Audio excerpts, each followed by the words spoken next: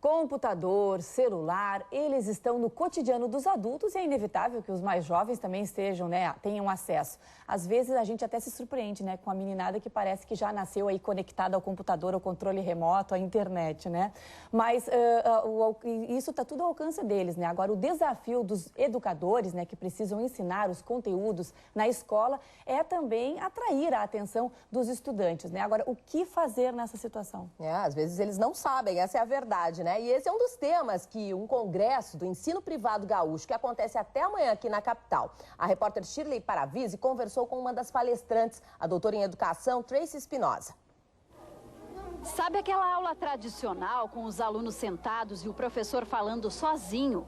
A educadora americana Tracy Espinosa torce para que ela esteja com os dias contados. Antes era the sage on the stage. Ela diz que antigamente o professor era considerado um sábio. Hoje ele é um guia que está ao lado do aluno, porque ele é o mais importante do processo. Quem deve ser centrado neste processo é o aluno.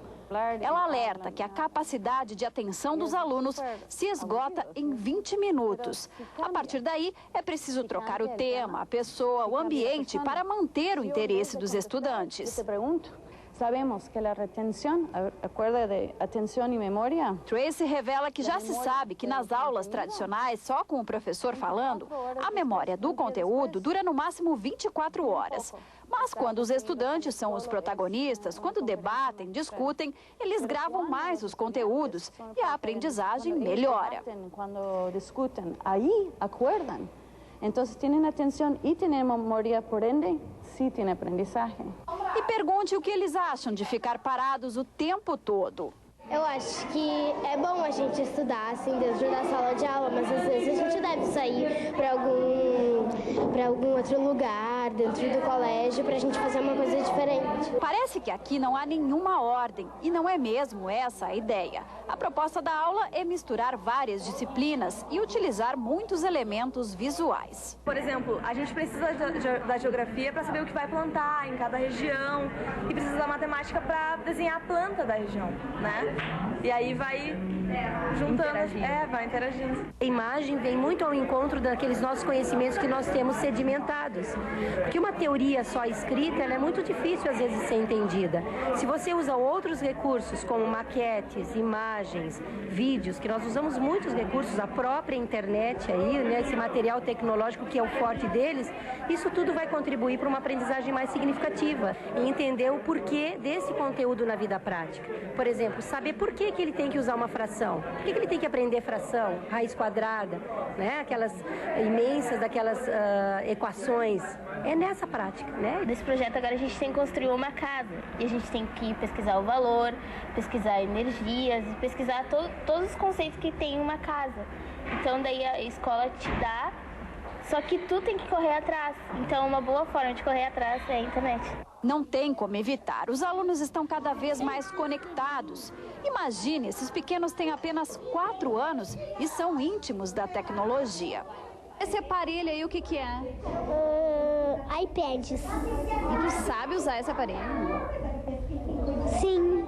Com os tablets, a criançada desenvolve a memória, o raciocínio e a agilidade do pensamento.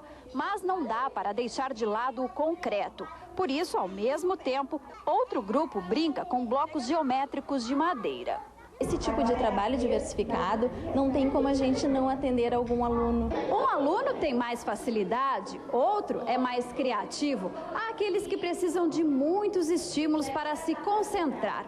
O desafio é atrair a atenção dessa gurizada tão diferente. Nessa escola, o perfil de cada um é respeitado, porque todo mundo acredita que o aluno precisa sentir prazer de estudar. Cada vez se sabe mais que a parte cognitiva, de pensamento, atenção, concentração, depende muito da parte emocional e afetiva do cérebro funcionando bem.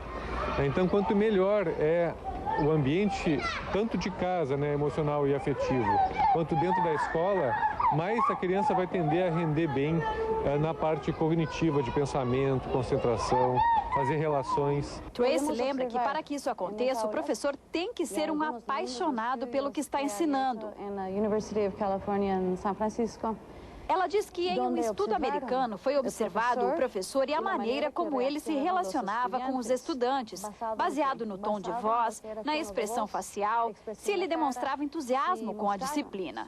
Foi descoberto que o professor que entrava na sala de aula feliz, querendo compartilhar os conhecimentos, conseguia aumentar o nível de interesse dos alunos. Estar aqui com vocês para compartilhar minha informação, então subiu o nível de interesse dos estudantes.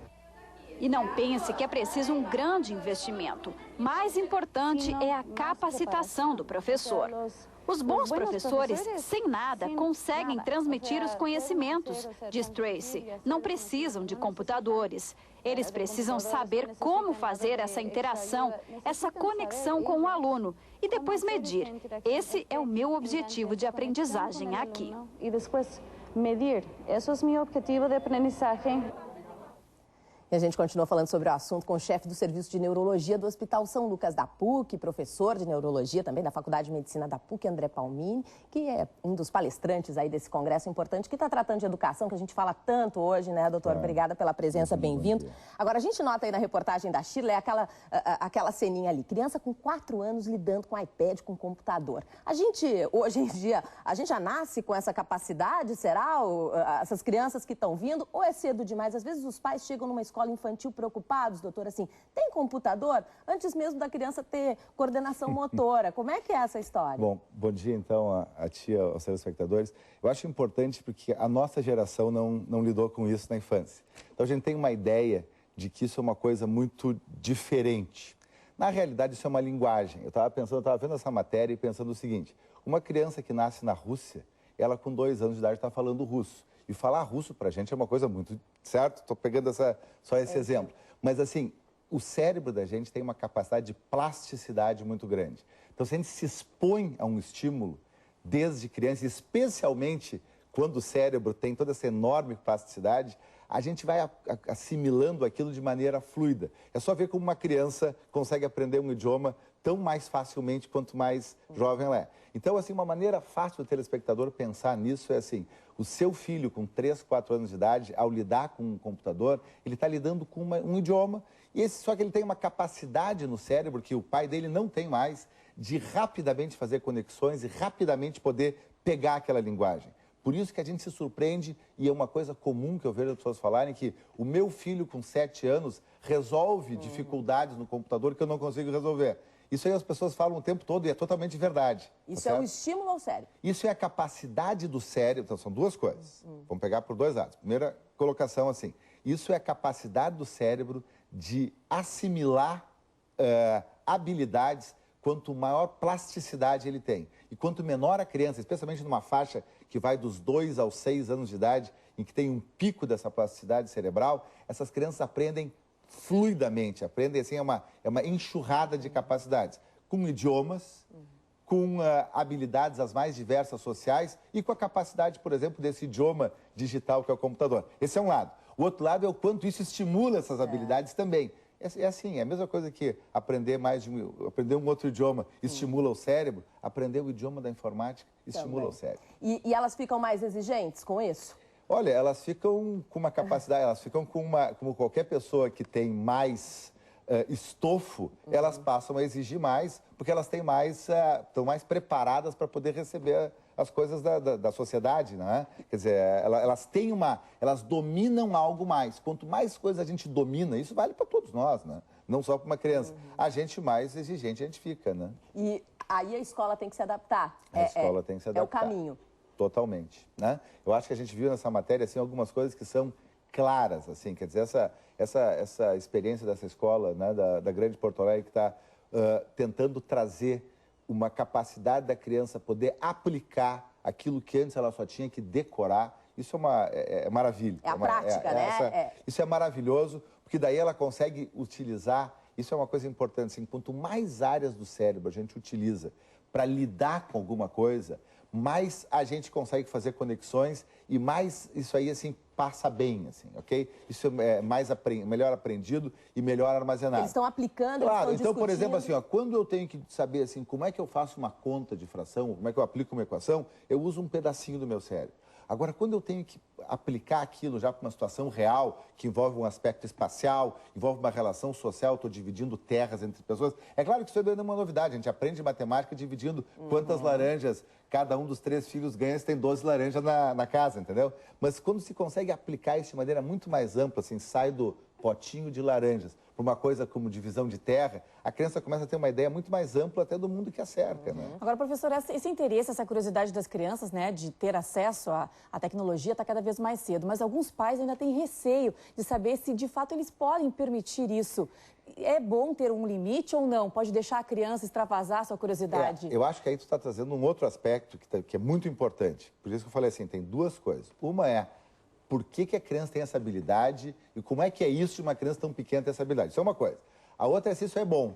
Não tem nenhuma dúvida que isso é bom, por um lado, não tem nenhuma, né? Por quê? Porque é um estímulo maior para o cérebro que conecta essa criança muito mais. Agora, a dificuldade maior disso são 2. Continua sendo importante estudar, continua sendo importante ficar na frente de um caderno, de exercícios e praticar aquilo que aprendeu. E o acesso à era digital tem N distratores muito mais interessantes do que estudar. Esse é um problema e os pais têm razão em se preocupar com isso e tem que poder fazer um equilíbrio. E o segundo problema, eu estava até pensando nisso antes de vir para cá, é que muitas crianças têm grande habilidade social. O computador só aumenta essa habilidade.